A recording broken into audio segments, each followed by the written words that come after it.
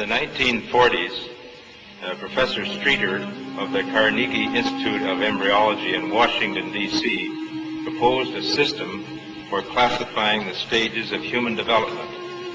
His system arranged human embryos in 23 numbered stages based on their differences in appearance. The Carnegie system of classification was used around the world until the 1970s, when a more refined system was proposed by Dr. Ronan O'Reilly of the Carnegie Institute of Embryology, now in San Diego, California. Intensive studies of the Quran and Hadith in the last 4 years have revealed a system for classifying human embryos that is amazing, since it was recorded in the 7th century A.D. Although Aristotle, the founder of the science of embryology, realized that chick embryos developed in stages from his studies of hen's eggs in the 4th century B.C., he did not give any details about these stages. As far as it is known from the history of embryology, little was known about the staging and classification of human embryos until the 20th century.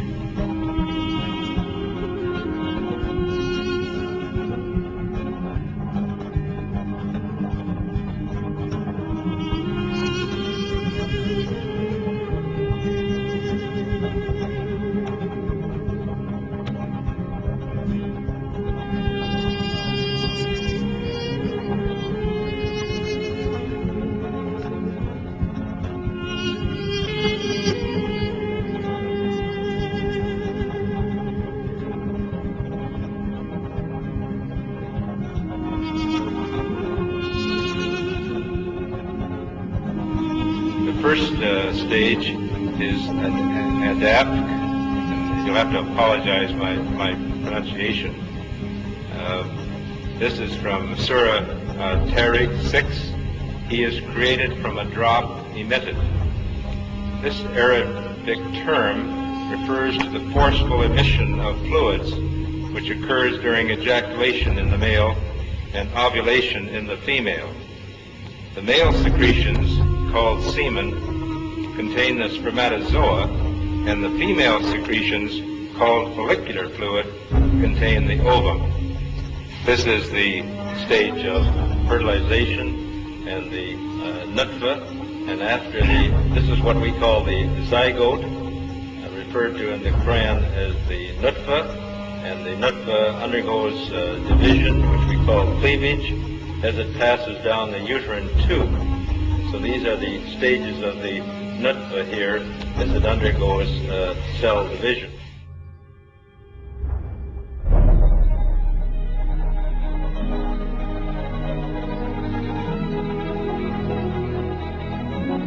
Another important aspect of the information mentioned in the verses of the Quran is the developmental stages of a human in the mother's womb. It is stated in the verses that in the mother's womb, first the bones develop, and then the muscles form which wrap around these bones. We then formed the drop into a clot, and formed the clot into a lump, and formed the lump into bones, and clothed the bones in flesh, and then brought him into being as another creature. Blessed be God, the best of creators.